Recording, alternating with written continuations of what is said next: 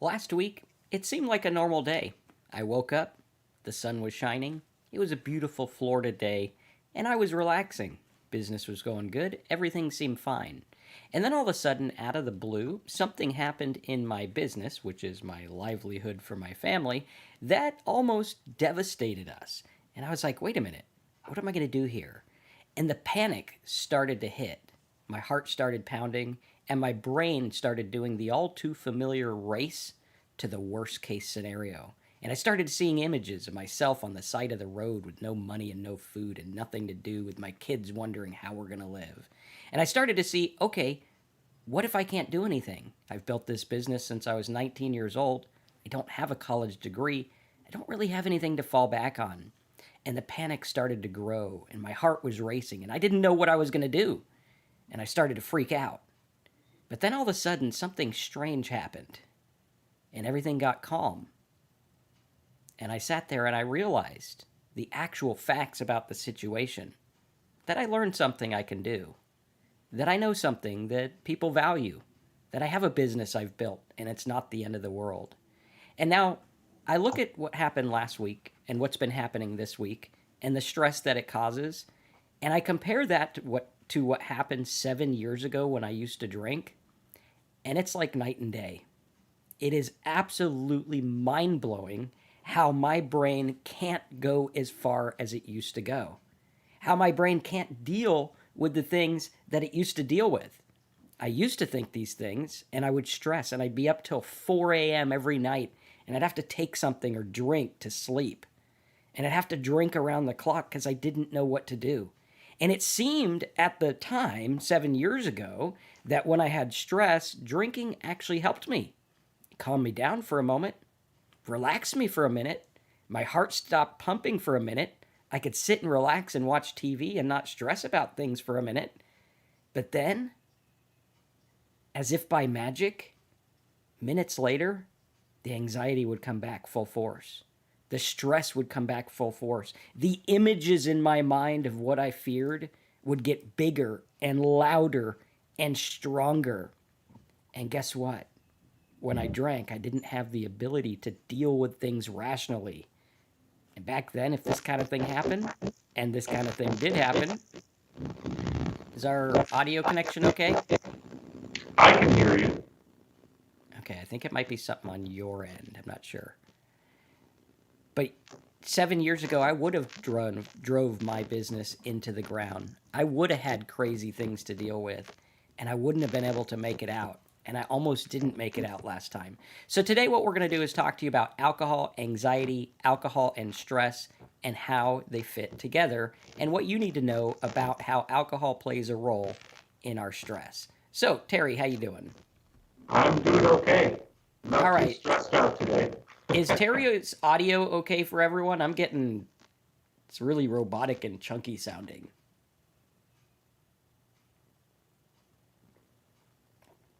Let us know how the audio is there.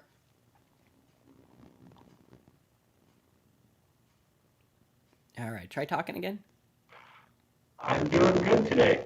The stress levels are okay. And, what you were talking about, no terrible, is what Robin says. All right. The sound is terrible. Okay, let's you want to hang up and re-come back on? Yeah, I'll be back. All right, See you in a Terry will minute, be everybody. back. And by the way, welcome. Yes.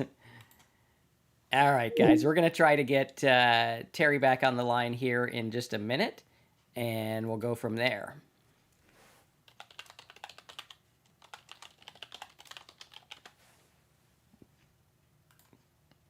All right, how's everyone doing today?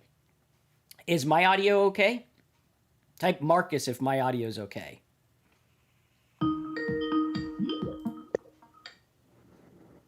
Okay, if my audio's okay, type Marcus. And how am I? You sound good now, so I think we're okay. Okay. Let's see. I don't And know I'm if going my to see if VPN mine's has okay. anything to do with it. I turned that off. The VPN, it might be. Maybe I it's turned like, it off, so.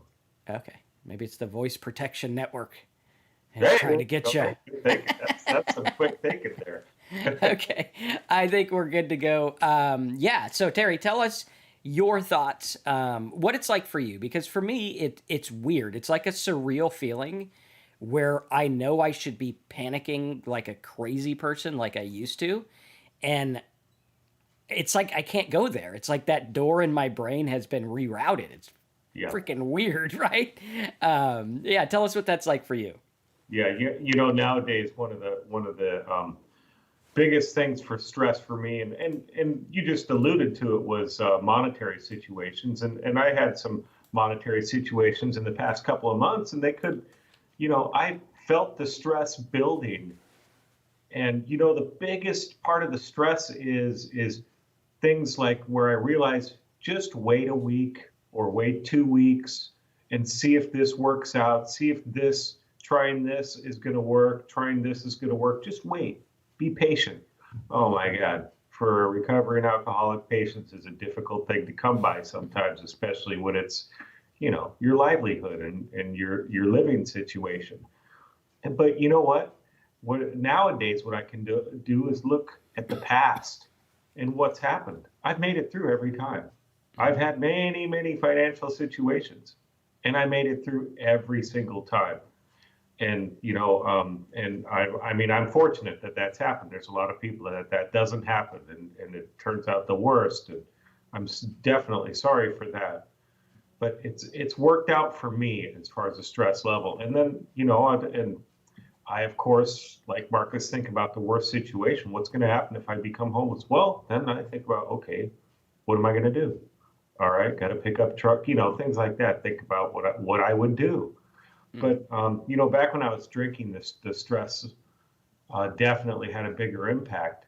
And one of the questions that Marcus asked in the description was, does alcohol actually help release stress? And what's the link? And I'd have to say that when I'd have that drink, it helped reduce the stress, absolutely.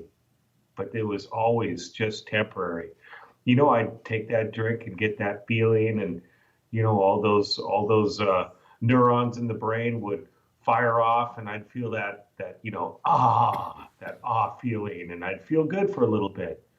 But then I had to keep drinking, and for me, I couldn't stop, so I'd just drink until oblivion, and then pass out and wake up the next day, and guess what? All those problems were still there, and many times those problems were worse because I didn't do anything about them, because I just drank instead. And that's that spiral of things that would happen, because then I'd start drinking again because, oh my God, this problem is still there. I got to escape it. How am I going to feel better? I'll have a drink. That'll make me feel better.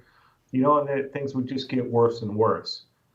And Absolutely. what I learned is just taking these small steps and forcing myself to be patient, to take care of the things that I need to take care of.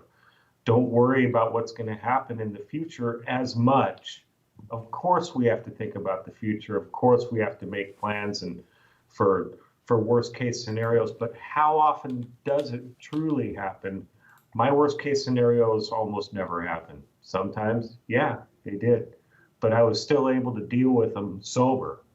Yeah. And that's what I try to do on a daily basis, is just make those plans and just try to work things out in the right direction. And being sober, I have the mindset to where I can take steps in the right direction. I can do these things. I can call people. When I was drinking, I didn't want to call people and ask for help. Now I can. Sometimes I have to suck it up and say, I'm in trouble right now. I need your help. I don't want to do that. But I'm able to do that now, and people come through and help, and things usually work out to the better this way. Definitely. Absolutely. And I think a lot of it too is, when we drink, so we get our stress and we take a drink. And I want you to imagine that I have a glass of water here. All I have is my dark coffee, so this won't work well with that. But imagine I have a glass of water here, and I take a little drop of food coloring and I put that in the water. Now, does it turn it completely blue? No. It just slowly taints it, so much that you probably wouldn't even notice it, but it does taint it. And the same thing happens with alcohol. Even if you have one or two or whatever it is, right? What it does is it takes away your ability to be above your thoughts, right? We go through life, and for 36 years of my life, 34 years of my life, I thought that I was a slave to my thoughts. I'm thinking about this, therefore I need to do something about it. I need to get rid of these thoughts. I need to do this or do that. And all the self help books and everything I read talked about wrestling with your mind and dealing with the thoughts and put new thoughts in and take old thoughts out and all this stuff. But they never really talk about what is a thought. Well, a thought is like a river. It's stuff that's going on in your brain. It's happening anyway, right? It's stuff that's happening. And you can either let it happen and just watch it and be the observer, or you could get in it. And what I find is that alcohol makes you get in it. Alcohol makes you take your thoughts seriously. This is why we have OCD and craziness and all kinds of things that happen when we're drinking. And I know that today, almost 7 years sober, if I was to take a drink, I would not be able to control how I reacted or responded to whatever thoughts are in my brain. I would probably take them seriously. And if I look over the last couple of weeks with the stuff that went on in my business and my life and everything, I could look at that and say, well, yeah, honestly, if I went to the bar because I was stressed out, would that help? At the end of the day, would that actually help? No, it probably would have led me to drinking, because when I drink, I want more. Like, it's just the way it is. When I have a cigar, I want 20. When I drink, I want 50. When I have soda, I have a million of them, right? And the problem is with alcohol, it shuts off your ability to choose whether to have the next one. At least for the alcoholic, it does. And so what's happening is we're not only wrestling with our thoughts now, but we're also wrestling with this drink, which is warping our thoughts, which is changing our reality, and slowly but surely, that glass of water is turning darker and darker and darker, and we're not noticing it because it happens gradually, right? It's happening gradually. You're not noticing it. And then pretty soon, 3 weeks, 4 weeks, a month from now, you're going through and you're like, how did I get here? Well, you got there slow and steady. Same thing with your mind, right? One of the things that I look at that me and Terry have done in sobriety that is, I would say, probably the single most important thing we've done for our sobriety is we've decided what to do about our thoughts. We've decided what to do about our mindset. We've decided how to approach them. And over the last 7 years, we could look at it and Terry could say, well, I went to the meetings, I did this, I did that. But I think if you look at it overall and you break it up, it's like, okay, here's Terry drunk, here's Marcus drunk, here's Terry sober, here's Marcus sober, great, yay, wonderful, old guy, new guy, drunk guy, sober guy, right? And we look at it and it's like, okay, here's the before and after. But what we don't see, it's like those weight loss commercials, you see the big old person and then you see the skinny person and you're like, is that even the same person? Doesn't look like the same person. But if you were to see a flip book through every day, you're going to see gradual changes. And what Terry and I did, whether unconsciously or consciously or whatever, I like to think I did it consciously so that I can give myself a little pat on the back, right? What happened is we slowly and methodically decided to make new routes for our thoughts in our brain. And now we sit here and we're like, I don't know how this is working, but I can't freak out. Like, I'm trying to freak out like I used to, but it's just not working. Like, I'm trying to turn the car and it won't turn on that road. That road doesn't exist anymore. And it's interesting because we go through and it's like, okay, now I'd have to work hard to do it the other way. Like, I'd have to force myself to freak out. I'd have to go drink, and slowly but surely, I'd get back into that rut. But I like what I've built. I don't want to change it for the world, right? And we look at it and we're like, these are the kind of things that we focus on. And if you want to learn more about this, the way that I trained my brain and Terry trained his brain, the way that we built the life that we now have, what we've done in the Talk Sober program over at talksober.com is I've actually written letters. So over the last 4 years of my sobriety, almost 5 years now, that I've been writing this. I've been sober almost 7 years. But over the last 5 years, what I've done is I've methodically dissected everything that happened. So when you look at that, you're like, okay, I want to know the flip book. I don't want to see, fat guy, now skinny guy, how'd you get here? I want to see, what did you do every day to get here? What did you do when you wanted to eat the cake? What did you do when you were depressed and you wanted to have this? Or what did you do when you thought you wanted to drink but you couldn't? Or whatever it is. What did you do? And what we did over at talksober.com, if you click the big yellow button, is we actually put together a list of 30 letters. I think there's 31 letters in total. And those letters are based on what I did. So you'll go through and each day you're like, okay, day one, read day one. What it's designed to do is give you that aha moment and that change in your mindset. One of the most favorite books I have in the world is called My Voice Will Go With You, or My Words Will Go With You. And I like it because of the title.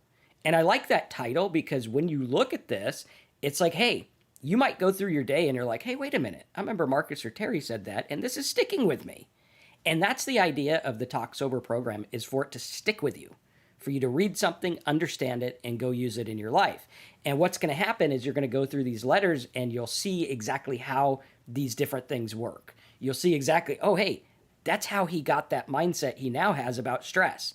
This is how he has this. This is how he has that, right? And you can go over there and this will support the channel and it gives you all kinds of cool stuff. We've gone through and Terry's made videos on each of the letters. We have audios, we have PDF worksheets you could go through, all kinds of stuff to help you get that mindset. So if you're struggling with staying sober, Terry and I are not trained addiction specialists. We're just people that, we're not doctors. This is what worked for us. And I think if these videos resonate with you, if these talks resonate with you, I think you'd get a lot out of the Talk Sober class. And it's only $27 a month, which is cheaper than like the lightest of light domestic beers that you can get. So for the price, like less than you're spending on beer, I know that I spent that in like 5 minutes when I drank.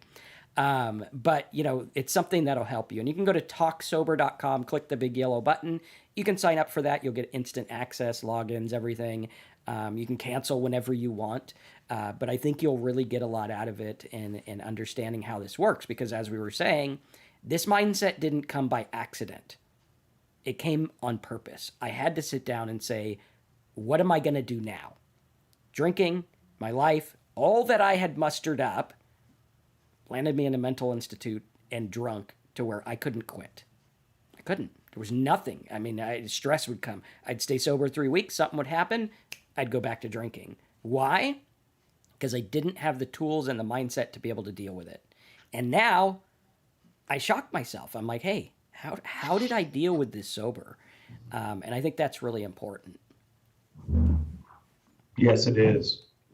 It's all about changing the mindset. And for me, that was, when I first got sober, they had said, oh, the only thing you have to change is everything. I'm like, what? What are you talking about? And I thought that, I have to move, I have to change every single little part of my life. What it was is I had to change my perspective on life. I had to come up with, a perspective of gratitude. I get to do this. A perspective of not being a victim. Life is not happening to me. I'm part of life, and that was mind-opening, mind-blowing to me, is that I'm just part of it. And the things that happen, they happen. And, I can make the decisions to respond to situations that happen rather than react to these situations. And that's what we did. And that's what this program really goes into depth about, to help you get that correct mindset, to help you in sobriety. Linda had mentioned, how do we deal with withdrawals? And I did want to touch on that. You need to go to a doctor, because alcohol withdrawal can be dangerous. It can kill. It does kill. It almost killed me. So it's you need to go to a doctor if you're experiencing any withdrawal symptoms at all. And even if you're not, I would suggest going to a doctor, because they can steer you in the right direction. If you're, maybe you were like me and you needed to get sober and you didn't know where to start. And that was one of the biggest challenges for me, is I didn't want to go through the detox again. I didn't know where to start. I didn't know how to get through that hump, because it's a hump in the beginning. And he steered me in the right direction, and I was able to get over that hump and then start a new life and slowly start to build a life that I didn't have to run away from. And that was very helpful. And then doing what our program explains is what has allowed me to have pretty happy sobriety. Absolutely. And I think what I like to focus on is, there's a lot of stigma and there's a lot of misinformation about sobriety. Like basically it's like, okay, you're drunk, go to a meeting or whatever. And I did that and I went to meetings, and meetings do have good stuff. But what I found out is meetings are kind of for people who already get it. You kind of know what's going on. I mean, they'll help if you're drinking and you'll listen to stories and stuff. Absolutely help. But for me, it was like I needed that initial like, here's what the hell's going on with you. Like I needed someone to come along and say, this is what's going on. You're not insane. You're not dealing with this stuff. You're drunk. That's what it is. Right? And no one would do that. I had people, oh, you have alcohol misuse. You aren't a drunk. You just, you self-medicate or whatever it is. And they would have all this stuff. But I needed someone to come along and be like, no, you're a drunk. That's what's making your mind this way. If you fix your mind and you keep drinking, it's not going to work because you're trying to make a car go with square wheels. It's not going to work. You can put round tires on if you want to go, unless you want to thump, thump, thump, thump, thump around the road. It's not going to work that way. And I was tired of down the road, so I had to put new tires on and understand what had to happen. I had to understand this is what's going on. And that was my big question. What is wrong with me? Why can't I quit drinking? See all these other people who, they drink one and put it down. To me, I'd look at a guy who had a beer and left half of it, and I'd be like, that's alcohol abuse. You leave it there. You're supposed to drink it. That's why it's in the cup. You got to finish it. And I would look at it that way. And now I'm like, hey, I don't care. And it's funny because I look at it and I was always afraid of not being able to drink anymore. Yeah. I was like, oh man, I'm not going to be able to drink anymore. Like, what the hell? And I didn't realize that was a mindset that alcohol gave me. Normal people don't worry about that. They're like, you got an issue with your foot and you can't drink anymore, whatever, right? Not that that's correlated, but if they went to the doctor and he's like, you have weird foot drinkitis disease and, you can't drink anymore. Most people would be like, well, I like my foot, so I'll stop drinking. Not me. I'd be like, chop it off, doc. Give me another drink. I would seriously contemplate it. Like, seriously. Like, can't have food, gotta have... I contemplated the craziest things, and I would think to myself, what's wrong with me? Why am I like this? You're chemically dependent. Your brain has been altered by a substance, and now it thinks it needs that substance to live.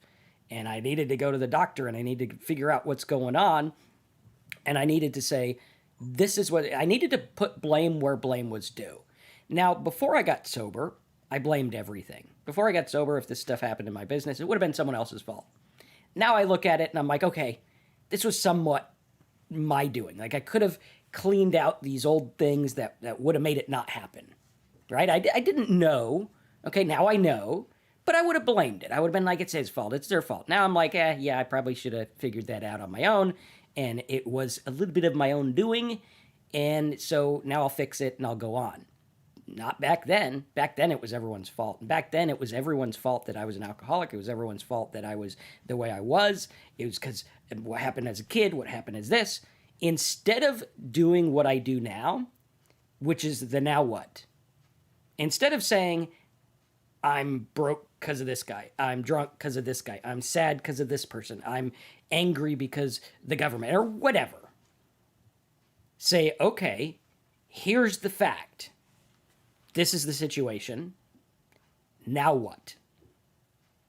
Now what? And I think this ties in. Lydia was saying something earlier. Let me see where it went.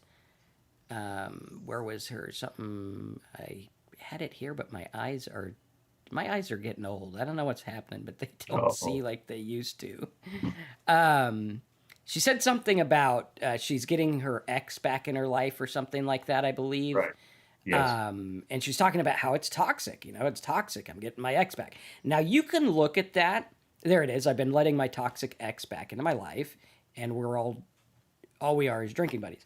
Now, you could look at that and say, okay, well, my ex is in my life, and, I'm a victim of that. He's a drinker, and I drink when I'm with him, and that's what's going on.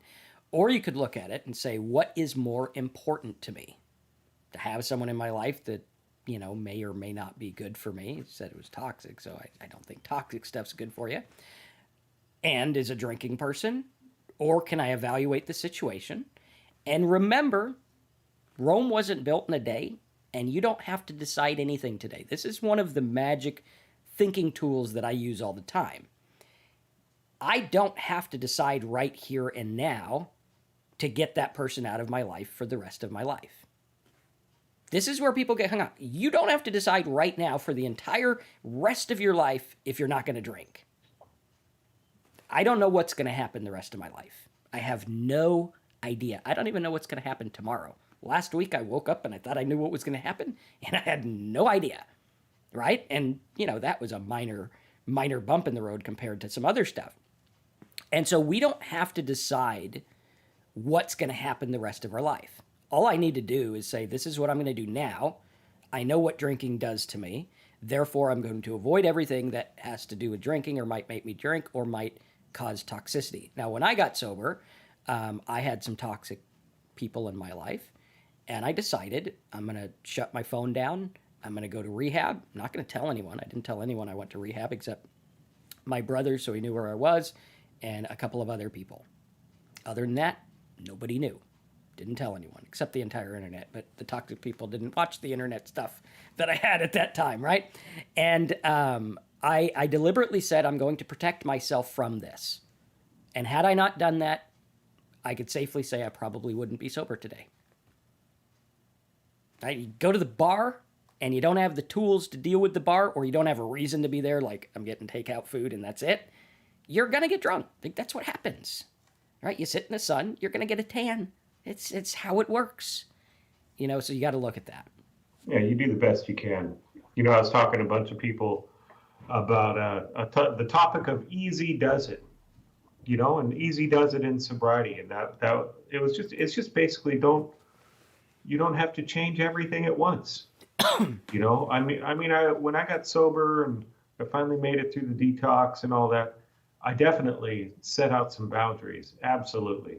And those were those typical ones that you used to see. Don't go down the liquor aisle at the store if you can help it. Don't go into the liquor store to get a bag of chips. Don't go to the bars and hang out with friends and stuff like that, unless there was a real reason I needed to go into the bar, other than drinking and hanging out with friends. And, I did have these boundaries, but,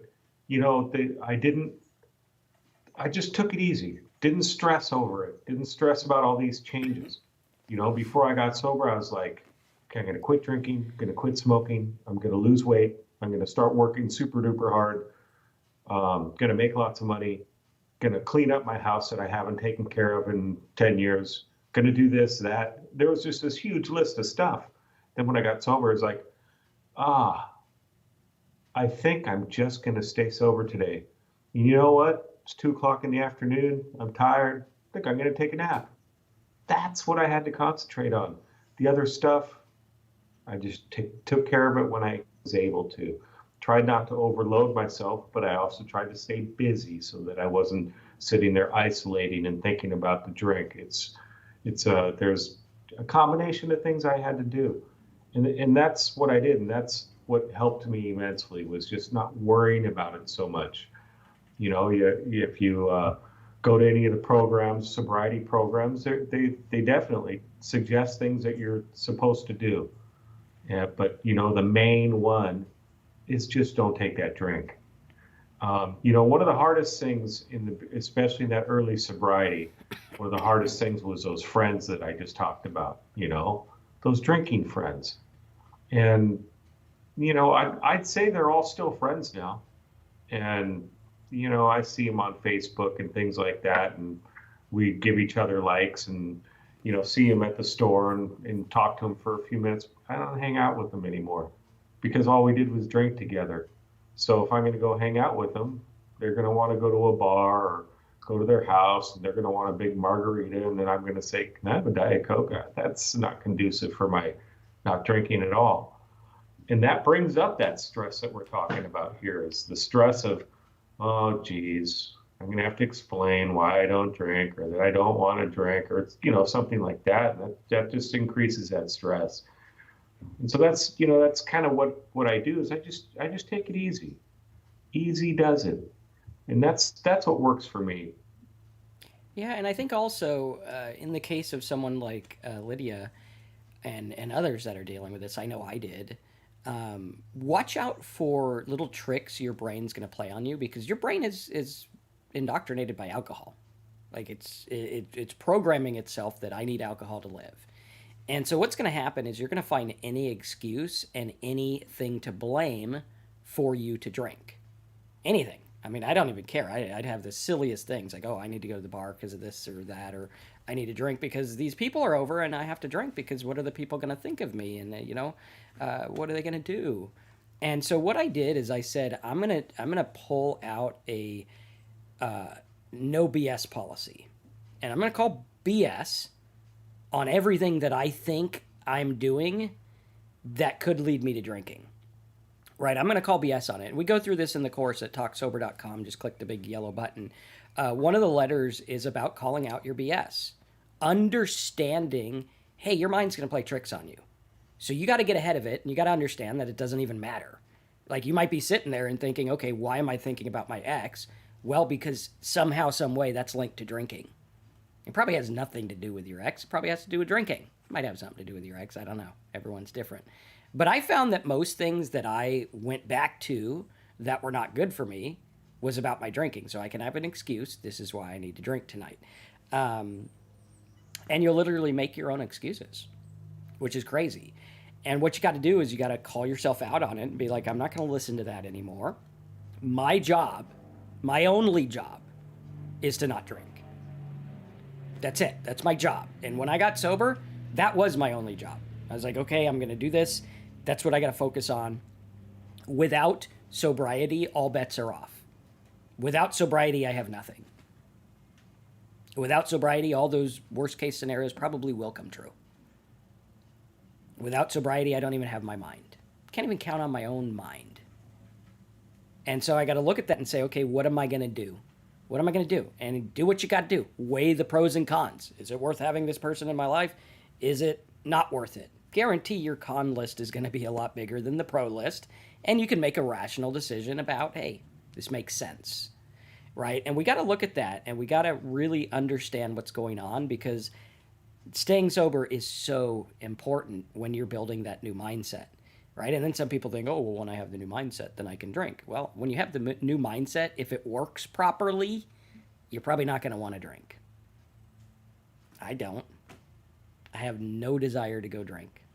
None whatsoever. I don't care about it. I don't think about it. I don't miss it. I don't want it. I don't need it. I used to need it. And now I'm like, hey, I'm free.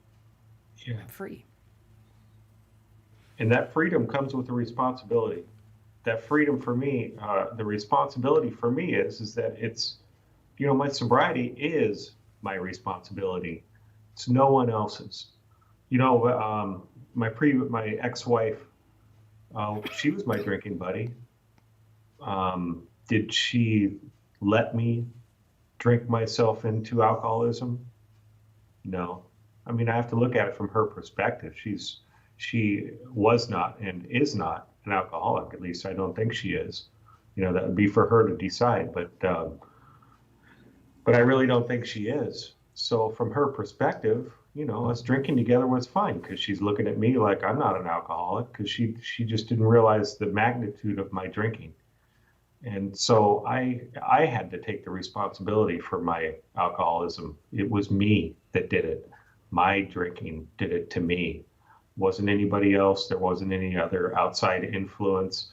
I could point to things, but no, it was just simply because I chose to keep drinking and keep drinking too much.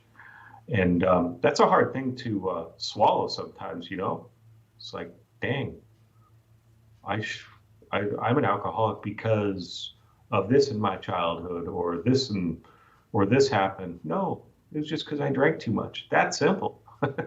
And, that's therefore my sobriety has to be my responsibility. I'm the one that's going to stay sober. I'm the one that's not going to put that drink to my lips and drink it. And I have to be that one because the way I drank, I was able to hide it. So I'd be able to hide it again, I'm sure. And that's something I have to realize. So it's just best to Excuse me. be responsible myself, you know? Absolutely. That's I'm going to take this other one and then we'll get to the other comments. sure. It says, how do you break it off with a toxic person without hurting them? First of all, you got to realize that your job is to take care of yourself. Because if you are in a relationship with a toxic person, if you're around a toxic person, that's hurting you. So why is your hurt less important than their hurt? That's number one. Number two is if you learn to say what you mean and mean what you say and don't say it mean, then anything else is on them. If I go to someone and I say, look, I am trying to stay sober. It's messing with my mind. I got this stuff. It's going on. My brain, for some reason, associates drinking with you or whatever. It's just I need to focus on what I got to do. Doesn't mean I don't care about you. Doesn't mean whatever. It just means right now this is what I need to do. Like that story of my uncle. Everyone finds something to do. I'm staying sober. And so you go to him and you say, hey, it's got nothing to do with you. This is my sobriety. I got to deal with it. Maybe down the road, I'll call you, whatever, but I'd appreciate this. That's number one, assuming that toxic person is somewhat rational, right? There's another side of the coin here, and that's toxic people who aren't rational.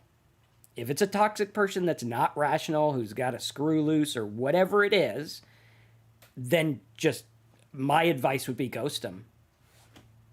Just go dark and do what you got to do. And obviously keep yourself safe and everything like that. Because what is the point of trying to protect someone's feelings that's not protecting your feelings? What's the point? You know, and if they're hurt by that, like, okay, she goes to me, whatever. All right, go over there, cry me a river. I'm staying sober. That's what I'm doing. Right? That's fine. I don't owe anyone an explanation. I don't. When I got sober, I thought, oh my gosh, I'm not telling anyone that I'm going to rehab. I'm not telling anyone that I don't owe them an explanation. Right? A lot of the things that I had to get out of my life were things that in my brain, they're not the reason I did it, but they certainly didn't help me stay sober. They were big reasons that I went and drank, right? They were big things in my mind. And so I look at that and I'm like, hey, I got to look at that. Lydia says it'd be hard. It's not hard to do. As long as you are honest about what you're doing. Because if they're hurt by that, like if I go to Terry and I'm like, Terry, you know, I can't do this talk sober anymore because it makes me want to drink. Okay, I don't know what world we're in, but okay, well, we'll humor me here. And I go to Terry and he's like, dude, you're a jerk. That's his bag. Because he's like, hey, you know what? I'm telling you what I need to stay sober, and that's what my goal is. And you're telling me no? Right? And that would be bad. And the same thing with me. If Terry came to me and he's like, hey, I can't do this anymore or whatever. You know, we have to protect ourselves first, and we have to understand that whatever reaction we get, if it's not support, then chances are they're not supportive. And I want to be around supportive people, right? And that's important. And you know, I don't blame anyone for being that way or feeling bad because we're programmed as a society.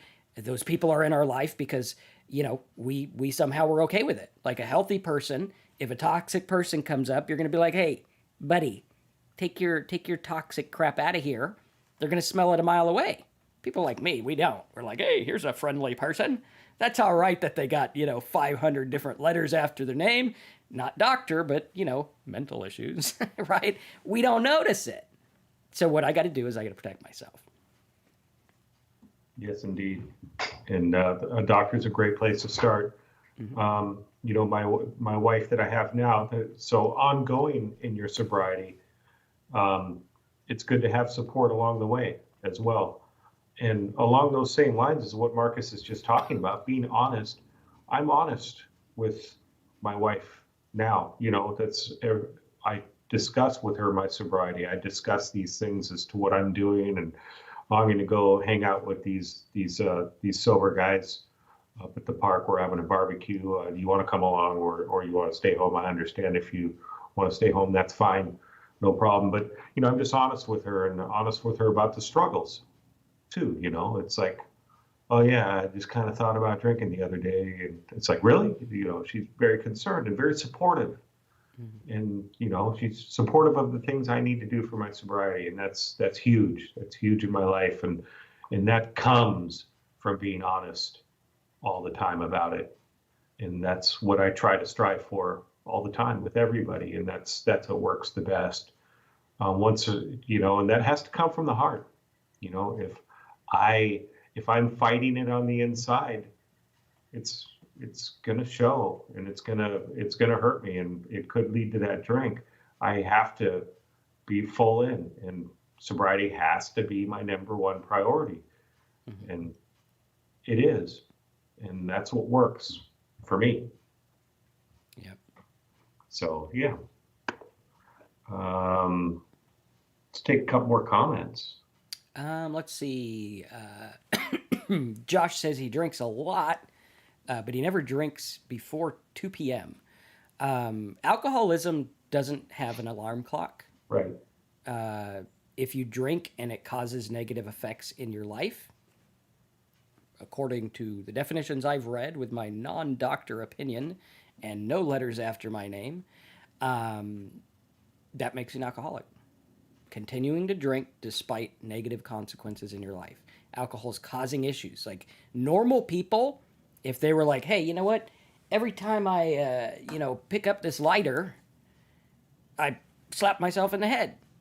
I'll be like, well, just put the lighter down. No, I want the lighter. But every time you pick it up, you slap yourself in the head. Yeah. Well, then don't pick it up, right? That would be insane. You'd be like, Marcus is nuts. Same thing with alcohol, right? And we look at that. I got to laugh at myself sometimes, right? And we look at that and it's like, hey, that's what we're doing with alcohol. We're literally having this thing ruin our life as we go to the bar to get more of it. And we got to look at that and understand it. Very important. Yeah, JM, you mentioned earlier, I don't have your comment earlier, but well, anyways, I'll just go to your present comment because you're talking to Josh, that he said to taper off was hard because I binge drink. So I got some 0.0 non-alcoholic beer and substitute 3 non-alcoholic beers and 2 real beers for about 2 weeks, and slowly got off the real beers. That's awesome. That worked for you. Absolutely did not work for me. I tried all that. I tried all different methods of tapering. And tapering worked a little bit, but then it was right back. And I was never able to do any of that. I finally had to quit completely. And I had to go all in. That was the only way I could do it, was go all into sobriety. Absolutely. That's the people I work with that are recovering or trying to get into recovery. Same thing. They've all tried those different methods, and they also have to go all in to sobriety. And if they don't, they start drinking again. Absolutely. One of the things I noticed too, occasionally sober now, I waited till 5 or 6 years sober to even try it, because I did like the taste of beer. That was something I liked. I did try NA beers now, and occasionally I'll have one. And I got to tell you though, in the beginning of my sobriety, it was probably what kept me drunk because, one, it masked the smell. No one knows the difference between the smell of an NA and a regular, so it was easier to hide stuff. And two, I did hide stuff. I ended up pouring the regulars in the NA bottles and being like, oh, look at me being sober and good. So it didn't work well. I would very much caution against NA beer, low alcohol, no alcohol beer in the beginning, very much, because you're kind of playing with fire. You're like, hey, I'm newly sober and I'm just going to keep this thing around. I'm just going to keep it around. I got this animal in my house and he jumps out and bites me on the leg every day. I'm just going to keep him around. This cool. He probably won't bite me dead. He's just in a corner. Look at him. He's snarling like a crazy person, but I'm just going to keep him there. He'll be all right. That's kind of what you're doing. You got to be careful with it. And what I would say is focus on the 4 seasons rule. Stay sober for 4 seasons. After that, evaluate what you're going to do. Okay, you don't have to make any rash decisions, but stay sober for 4 seasons: summer, winter, fall, spring, all that, right? In order, though, not in the weird order I had. I live on a different planet. But you got to understand, like, okay, I'm going to do this. And I'm going to focus on it. Tab says alcohol's advertised everywhere. It's good. Yeah, it is. It is. I mean, it's not good that it is. It sells a lot, so they're going to keep making money with it. That's fine. I could watch alcohol advertisements. I don't have to drink. I watch them now as a marketer, and I'm like, huh, interesting. I wonder what tactic they're using there. But yeah, the key is making up in your mind, I'm not going to consume alcohol. I'm not going to do it. Well, what about a commercial comes on? I'm still not going to drink. What about if the place I have names a beer after me and makes it the best one ever? I'm still not going to drink. What if all the buddies at the bar want me to have one? Surely I can have one. Nope, I'm not going to drink. 4 seasons. There we go. So I'm going to do. And am I going to do that waiting for, like, okay, day 366, time to drink? No, if you're doing it waiting, you're missing the point. Yeah. Icono? A tip to stay sober, repeat to yourself. This is what Icono's saying. I know what it is to be drunk and what a hangover is, so it's not happening. They need a meal, sugar levels go up, so alcohol craving disappear, and that's for you. And that's a great saying. I would agree with you. Although when I was drinking, I just cure the hangover with another couple of drinks. So it didn't work for me when I was in the midst of drinking. It definitely that thought process absolutely helps once I was able to stay sober for a little bit. And definitely, if you're getting a craving, even just a little piece of sugar, candy or something like that helps. But eating a meal is definitely helpful. Making sure you don't get hungry. Absolutely. So good advice there. I think also one of the things with cravings is they will go away in 15 minutes, usually. And if they don't, wait another 15 minutes. But for some reason, we have this notion that we have to give in to all of our cravings. This is a Western thought idea. Like, hey, I want some chips, man. I'm going to go get chips. I got to have chips. I got to have them. And you're like a kid throwing a tantrum because I got to have my chips or I got to have my popcorn or whatever it is that you crave. And you look at it and it's like, who, like, made it this thing where I have to get what I want all the time? Like, if my mind wants a drink, I could just not give in to it. I could just not listen. Obviously, you have cravings because you drink a lot. Like, that's how it works. Like, I've never met anyone who's never smoked a cigarette in their life that craved a cigarette. Never. No one. It's impossible. You can't crave something you haven't had. So, in order to crave it, you have to have had it, and if you had it a lot, you're going to crave it a lot. It's natural. That doesn't mean you need to give into it. Right? Sometimes, even today, I'll get a craving. I'll be like, oh, wow, that would be nice. I'll see something on the TV, and oh, hey, that was the kind I liked. Doesn't mean I have to give into it. Usually it'll just pass in 5 minutes. But the problem is you get in the cycle. Oh, I got a craving. Got to scratch that itch. Craving. Got to scratch that itch. And alcoholism is a lot like OCD. Obsession of the mind and a compulsion of the body to drink. You're drinking to appease the mental thing. And contrary to what some self-help teachers think, thoughts are not things. They don't exist outside your brain. I could think 60,000 things in a day, according to scientists. They don't all become things, right? I don't think a thought and it's out there in the backyard, right? Never happened. So if these are nothing, if they're just figments of chemical impulses in your brain, who cares? Who cares? So I got a craving. Big deal. So I think someone's pretty. I don't need to ask them out. I'm a married man. But I could, the thought's going to happen. I could think, oh, hey, what if I, do this? What if I do that?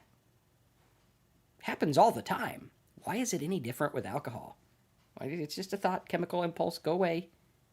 Big deal. we need to stop taking our thoughts so seriously. Yeah. Donna says, I regret terribly the buzz with its escape properties. Still, I do not want to keep looking for that effect. Well, I would challenge you. My father, he passed away a week and a half ago, and it was very sad. Still is very sad. It's a horrible thing to happen, and it's affected me a lot. But I didn't think about a drink, and I didn't think that I needed that escape. But I did realize that I needed to change a little situation, just change up things a little bit. So I went camping, and that was my escape. So there's ways to escape without alcohol, and the camping was great. Nice and relaxed, got away from the world for a little bit, and it was nice. And, you can always figure out something to do. A little walk, and a hike, bike ride, exercise, read a good book, a hobby that you enjoy doing, or try something new. That's what I try to do for my escape. And sometimes we need to escape. Mm-hmm. Deb says cravings never go away in 15 minutes. I'd like to challenge that notion. I think they do go away in 15 minutes unless you decide to dwell on them or drink over them. Right? So if you dwell on them, yeah, like I can have a thought. Last night, something was on my mind. I couldn't sleep. It was 12 in the morning. I was like, I got to wake up at 7. Someone's coming to check out the business and the office for our new thing. And I had to wake up early, but this thing was just in my brain. I mean, it wouldn't stop. It wouldn't let up. It wouldn't go away. It was just crazy. Now, I probably could have stayed up all night thinking about it, but instead I just decided to let it sit and let it go away. Took me about an hour, maybe 45 minutes, to finally get it appeased so I could go to sleep. But it did go away. Cravings do go away if you ignore them. See, the problem I had is I kept biting, right? Your cravings it's like a guy with a fish pole, and he's and when you bite, he's gonna tug, and you're gonna go, and what you have to do is just let go. Just let go and say, that's just a thought. Doesn't mean anything. Chemical impulses in the brain. Remember that phrase. When you have a craving, chemical impulse in the brain. Oh, I really want to drink. Chemical impulse. Well, there's a sign of my favorite alcohol. Chemical impulse in the brain. These people over here are drinking. Chemical impulse in the brain. It is not me wanting to drink. It is a chemically altered brain that wants to drink. Once you understand this, the magic opens up and you're like, holy crap, I don't have to fight anymore. And that's why when you look at like AA steps, admit you're powerless over alcohol. I am powerless. Look what it did to my brain. It made me think that I had to give in to a craving, and the craving had to give in to another craving, and I had to keep drinking until I was under a bridge and I had nothing left except alcohol because that's all I cared about at that point. I am powerless against it. And once I realize that admitting I'm powerless against alcohol gives me all the power in the world because now I'm not controlled by the substance that I was worried about being powerless over in the first place. Now I'm free. I say, holy crap, now I get it. I get it. Like if I had a something in my foot, and I'm like, hey, there's something wrong with my foot. I don't know what it is. Once the doctor says, oh, that's, Towinson's disorder. Take this pill, you'll be fine. Or do this thing, you'll be fine. Or it'll go away in 2 weeks. Once I know that, I can stop obsessing about it because I'm like, there we go. There you go. It's like a headache. You ever get a headache? And if you're anything like me, when you have a headache, you get in a boxing match in your brain. Right? You get that headache and you're like, God damn it, not another freaking headache. I got work to do and this headache is... And you're literally making your headache worse because of your mind. But if I sit and I go, it's a headache, it'll pass. I've had them tons of times before. It's probably because I'm looking at the screen too much. Maybe it's because there's too much pollen. It's going to be okay. Or you try to sleep. Me and Terry talk about this all the time. You sit there and we used to go, oh, damn it, I got to go to sleep. Got stuff to do. Okay, here we go. We're going to go to sleep. I know what I'll do. I'll lay here. I'm going to go to sleep. Why can't I sleep? What the hell's the matter with me? Why can't I sleep? And you fight.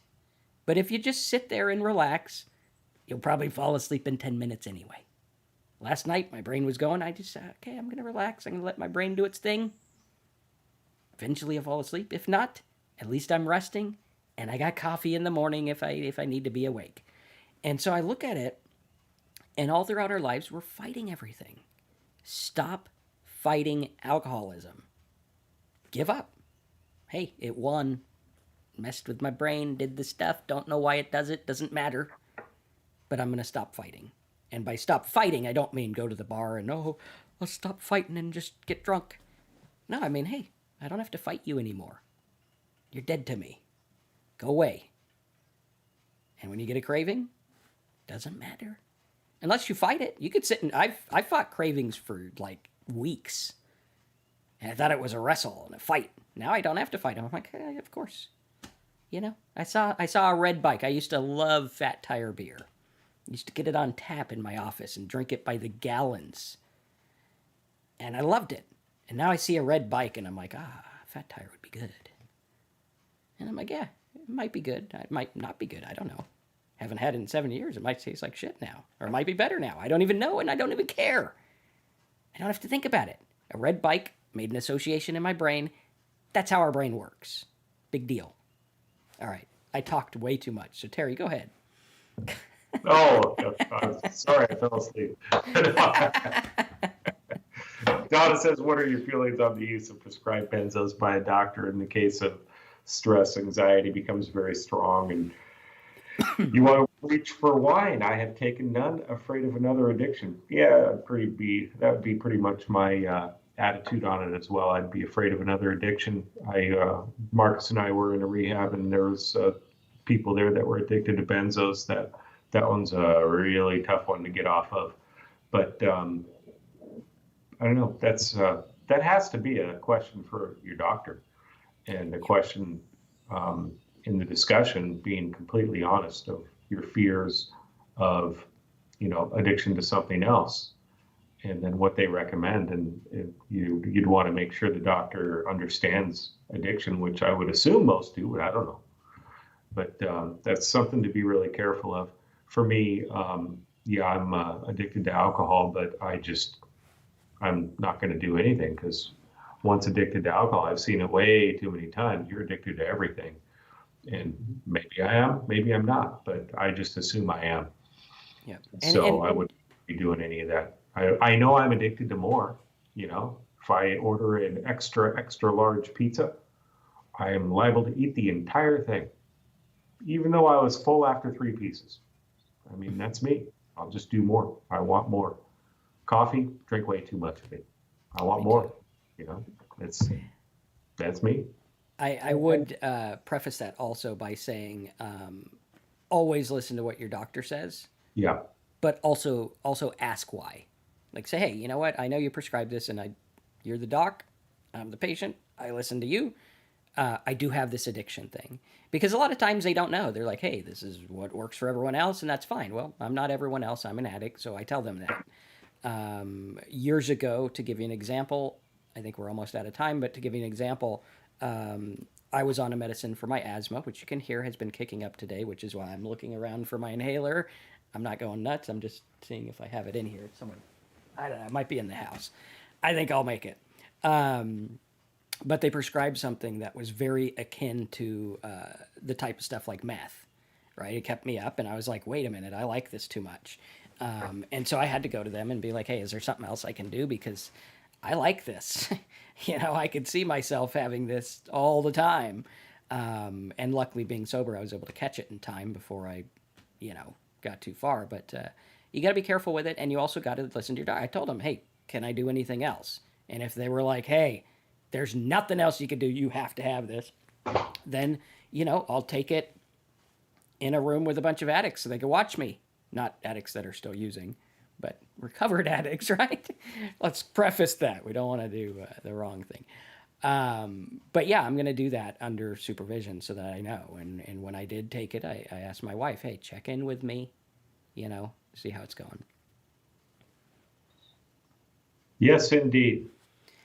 All right, guys, I think we're out of time, but if you want to get all the tools and stuff that we've worked on for sobriety and help support the channel for less than $1 a day, you can go over to talksober.com, click on the yellow button. You can sign up here, help support the work we're doing, and also get my me and Terry's 30-day sobriety class. There's a letter for each day. There's a worksheet for each day. There's a new mindset tool that you're going to get each day that's going to help you build a new mindset and help you understand what you need to do the next step. And we're not talking mindset like woo-woo crazy stuff. We're talking about actual skills in your brain that are going to help you deal with the things that you deal with. So if you like this channel and you like what we're doing here, go to talksober.com, click on the yellow button. You can put your name, last name, email, all your info here. It's secure, and it'll give you instant access to that. We are looking to grow this throughout the year, so we're looking to have private calls and different things like that with our members, so that we could be like an accountability group to help you guys get and stay sober. So I think that's definitely a better investment than your next bottle of booze, that's for sure. I know it would have been for me. And it helps out what we're doing here. Right now, the business is still running at a loss, so we're looking to build it. I know I'd like to have a bigger role in this business. We'd like to make more videos. Terry wants to have a bigger role in the business, and we really want to build this into something that reaches a lot of you guys, because I know for all you guys that are struggling, there's probably, I don't know how many people are on this call. Yeah, across the world, there's probably 1 million people for everyone watching right now that needs to hear the truth. Robin, 9 letters are missing. It is a work in progress. We are adding them as we go along. There's the letter, the video, everything like that. So if you do get to one that's being worked on, just go back through the day before, or skip ahead or whatever, and then come back to it. But I think there's a lot of good stuff in there that's going to give you the tips and what you need to go through to get and stay sober. Again, we're not doctors or trained professionals. This is just stuff that's worked for us. And it's worked for a lot of people. We get letters all the time. We get notes all the time.